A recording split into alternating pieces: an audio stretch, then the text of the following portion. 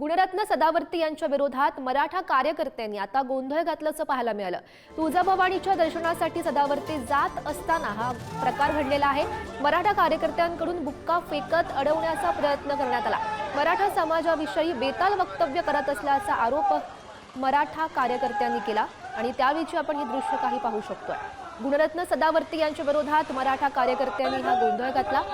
त्यावेळीचे हे दृश्य तुळजाभवानीच्या दर्शनासाठी गुणरत्न सदावर्ती आलेले होते आणि त्याच दरम्यान हा प्रकार घडला।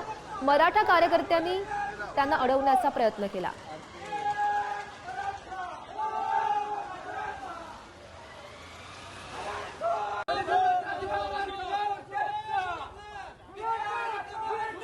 आणि या संदर्भात अधिकची माहिती जाणून घेऊयात। आमचे प्रतिनिधी कैलास चौधरी आपल्या सोबत आहेत।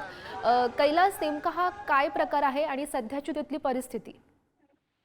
गौरी, गुणरत्न सदावर्ते ह्या तुळजापूर येथे आले होते आणि यावेळी ते तुळजाभवानीच्या दर्शनासाठी जात असताना मराठा समाजाच्या काही तरुणांनी त्यांच्या विरोधात घोषणाबाजी केली।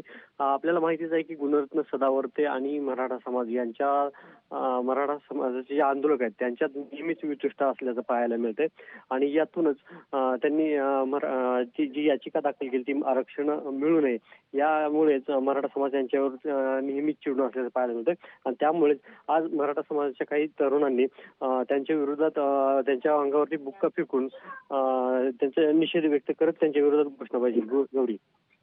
हो, नक्कीच कैलास, धन्यवाद दिलेल्या या सविस्तर माहितीसाठी।